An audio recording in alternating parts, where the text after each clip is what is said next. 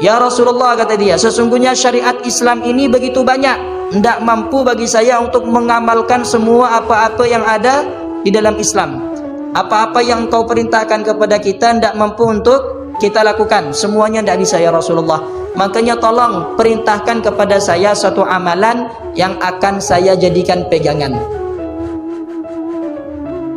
Karena memang kata Rasulullah sallallahu alaihi wasallam, "Idza amartukum bi amrin fa'tu minhu mastata'tum." Kalau seandainya saya ini memerintahkan kepada kalian dengan sesuatu, maka lakukanlah sesuai dengan kemampuan kalian. Ini pada perkara-perkara yang tidak wajib ya. Pada perkara-perkara yang tidak wajib. Kalau perkara yang wajib ya harus kita lakukan. Tapi kalau perkara-perkara yang lainnya, yang sunnah, yang diperintahkan oleh baginda Rasulullah sallallahu alaihi wasallam, maka tuntutannya kita lakukan sesuai dengan kemampuan kita.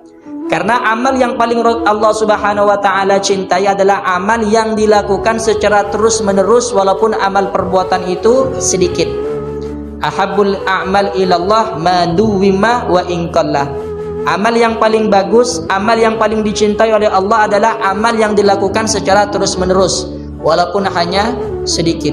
Karena terkadang ada orang yang Masya Allah semangatnya tiba-tiba datang kuat, lalu dia itu sholat malam 100 rakaat, khatam Al-Quran 3 hari sekali, dapat 1 bulan hilang.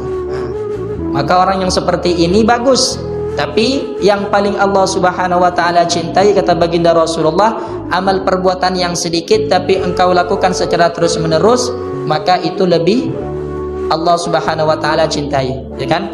Dan itu akan lebih memberikan pengaruh yang baik kepada diri kita.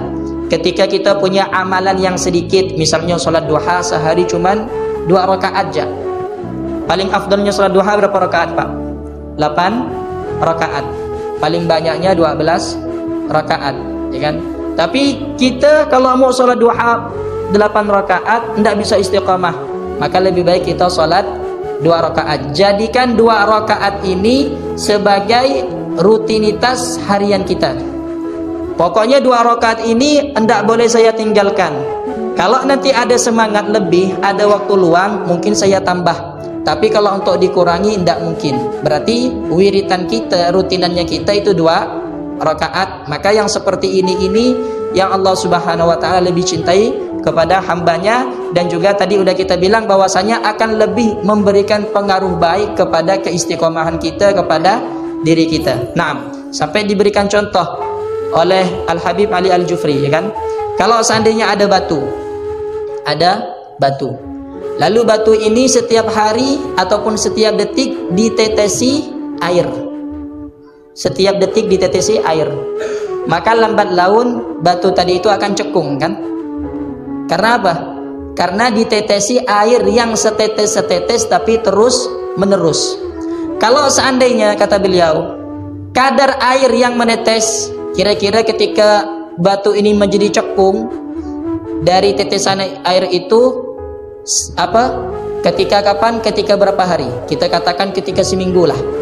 Ketika 1 minggu, ketika air itu ditetesin, setiap detik jatuh air 1 tetes, 1 tetes, 1 tetes, dapat seminggu batu itu menjadi cekung, ya kan?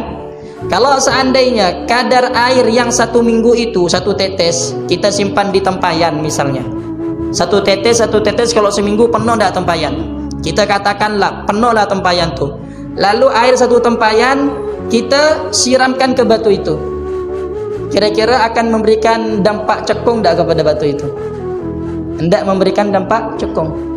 Oh, ini kan kadarnya lebih banyak 1 tempayan, iya kadarnya lebih banyak 1 tempayan, tapi dituang sekaligus, makanya dampaknya tidak terlalu nampak. Berbeda dengan hanya sehari 1 tetes, 1 tetes, 1 tetes, tapi terus menerus.